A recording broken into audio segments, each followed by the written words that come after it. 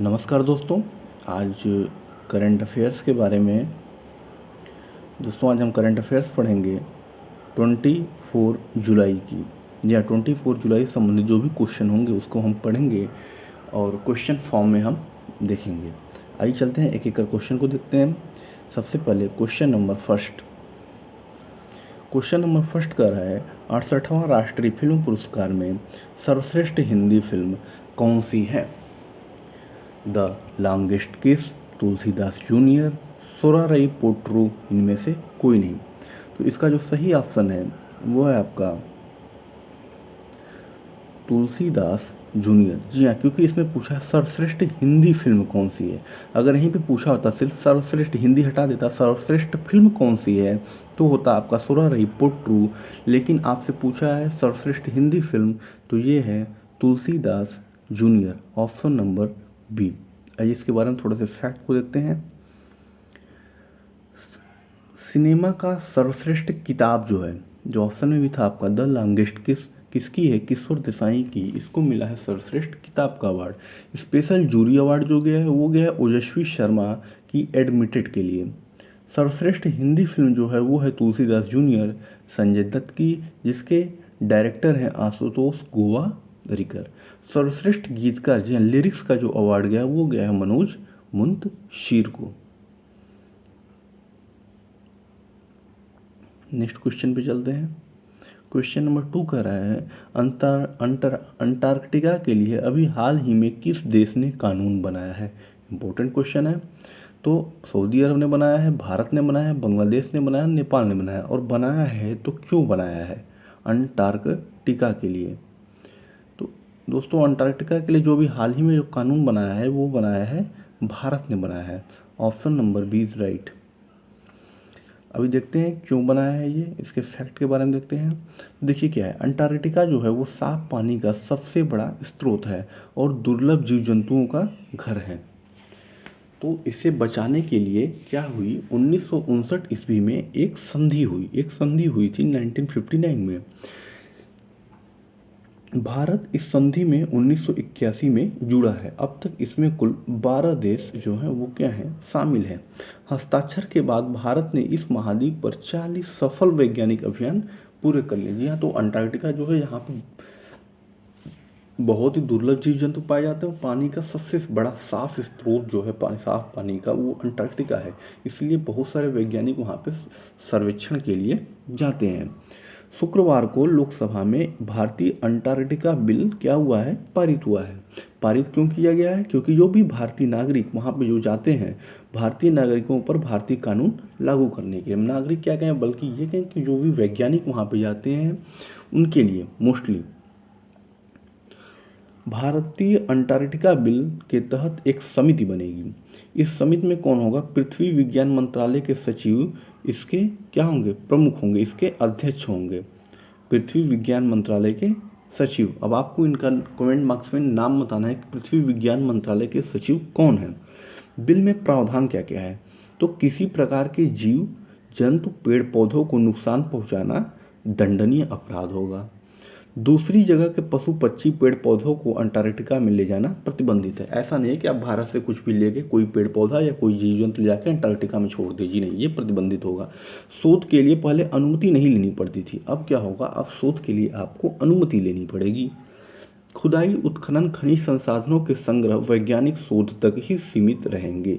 जी हाँ, जो भी वहाँ पे शोध किए जाएंगे या जो भी वहाँ से संग्रह की जाएगी वो सिर्फ इस आधार पर की जाएगी क्योंकि वो वैज्ञानिक है। तो ये जो क्वेश्चन था, क्वेश्चन क्या था कि अंटार्कटिका के लिए भी हाल ही में किस देश ने कानून बनाया है? अब वहाँ पे भारत के जो लोग रहेंगे उनके लिए विश्व का कानून नहीं बल्कि भारत का कानून लागू होगा। नेक्स्ट क्वेश्चन पे चलते हैं। क्वेश्चन नंबर क्या कर रहा है, अंतर्राष्ट्रीय हॉकी महासंघ के नए कार्यवाहक अध्यक्ष कौन बना है? तो इसका ऑप्शन नहीं दिया हुआ है, आपको आंसर जो है इसका नोट कर लीजिए। इसका आंसर जो है वो है सीफ अहमद। ये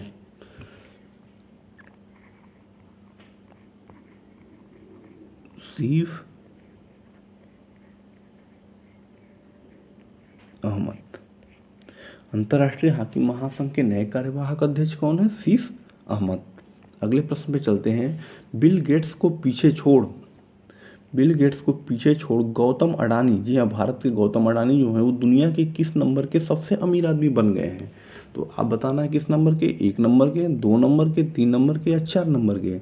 तो बिल गेट्स जो है वो दुनिया के इस समय चौथे सबसे अमीर आदमी बन गए हैं। तो option number D is right. इनकी जो कुल संपत्ति है वो कितनी, 115.5 अरब डॉलर। अरब डॉलर के कुल नेटवर्थ के साथ ही दुनिया के सबसे चौथे यानी कि माइक्रोसॉफ्ट के जो सीईओ हैं उनको पीछे छोड़ दिया है। नेक्स्ट क्वेश्चन पे चलते हैं। स्वनिर्भर नारी योजना किस राज्य में शुरू हुआ है? आपको बताना है किस में, मध्य प्रदेश में, उत्तर प्रदेश में, केरल में कि आसाम में। स्वनिर्भर नारी योजना, तो ये जो शुरू हुआ है ये असम में शुरू हुआ है। तो ऑप्शन नंबर डी सही है इसका। अगले करंट अफेयर्स पे चलते हैं आज के। दोस्तों जो भी करंट अफेयर्स हम लाते हैं वो क्वेश्चन के फॉर्म में लाते हैं जिससे आपको अच्छे से समझ में आए। मानवयुक्त ड्रोन का नाम क्या है? अभी हाल ही में एक ड्रोन का अनावरण किया गया है। अनावरण बता दें हम, अनावरण जो किया है वो नई दिल्ली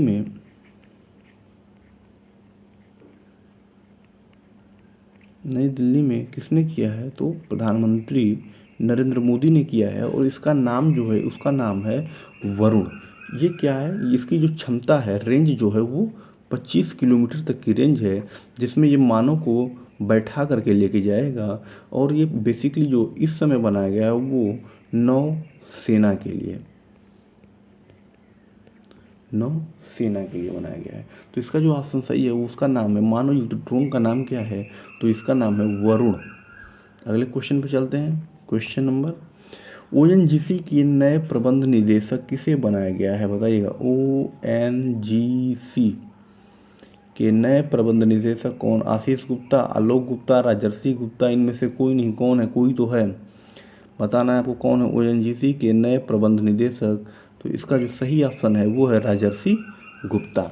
आलोक गुप्ता जो है वो कौन है? इससे पहले जो हैं वो थे आलोक गुप्ता। जी हाँ, आलोक गुप्ता जी इसके पहले थे। इस समय बन गए हैं राजर्षि गुप्ता। ऑप्शन नंबर सी सही है। नेक्स्ट क्वेश्चन पे चलते हैं। मोहम्मद सबा अल सलेम अल सबा किस देश के प्राइम मिनिस्टर बने हैं? नाम देखिए कितना लंबा है, मोहम्मद सबा अल सलेम अल सबा। 3 भाग में आप याद करिएगा, मोहम्मद सबा अल सलेम अल सबा किस देश के प्रधानमंत्री बने हैं? श्रीलंका के, इटली के, इराक के, कुवैत के। तो जो इसका सही आंसर है वो है answer number D, Kuwait. Kuwait के नए प्रधानमंत्री बने हैं मोहम्मद सबा अल सलेम अल सबा। श्रीलंका के प्रधानमंत्री की बात की जाए, आपको कमेंट बॉक्स में बताना है, अभी कल ही का क्वेश्चन था। इटली के प्रधानमंत्री ने अभी हाल ही में इस्तीफा दे दिया है, उनका भी नाम आप बताइएगा। ये दोनों भी हम कल डिस्कस कर चुके हैं। अगले प्रश्न की ओर चलते हैं।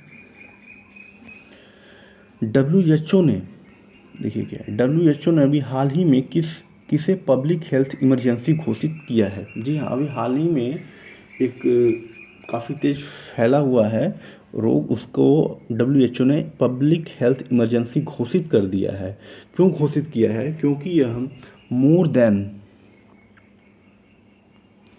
देन 70 कंट्री में फैल चुका है। या दोस्तों ये 70 कंट्री में फैल चुका है और ये 1 step below date of a pandemic.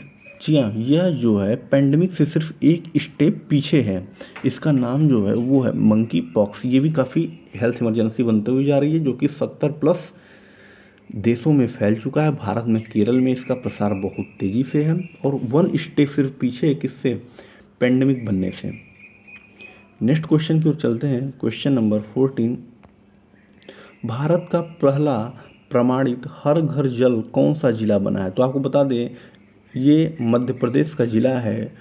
कौन सा जिला है आपको बताना, भोपाल है, उज्जैन है, बुरहानपुर है, इनमें से कोई नहीं। कौन सा जिला है जो हर घर जल द्वारा प्रमाणित हो चुका है कि वहाँ पे हर घर में पाइप के द्वारा, टोटी के द्वारा जल मिलता है? तो वह है बुरहानपुर। Option number C. यहाँ ये तीनों, ये मध्य प्रदेश का है। बुरहानपुर जो है वो कहाँ का है? मध्य प्रदेश का। तो ये भारत का पहला प्रमाणित हर घर जल जिला है। अगले क्वेश्चन की ओर चलते हैं। ये है आज का आखिरी क्वेश्चन। किसे डेनियल अवार्ड 2022 से सम्मानित किया गया है? आपको बताना है आंसर। तो इसका जो आंसर है वो है, हम बता देते हैं आपको, ऑप्शन नहीं दिया है, के पी कुमारा। जी हाँ, के पी कुमारा को डेनियल अवार्ड 2022 से सम्मानित किया गया है। कल का जो क्वेश्चन था कि वर्ल्ड ब्रेन डे किस दिवस को मनाया जाता है, तो उसका जवाब हम बता देते हैं आपको यहीं पे कि वर्ल्ड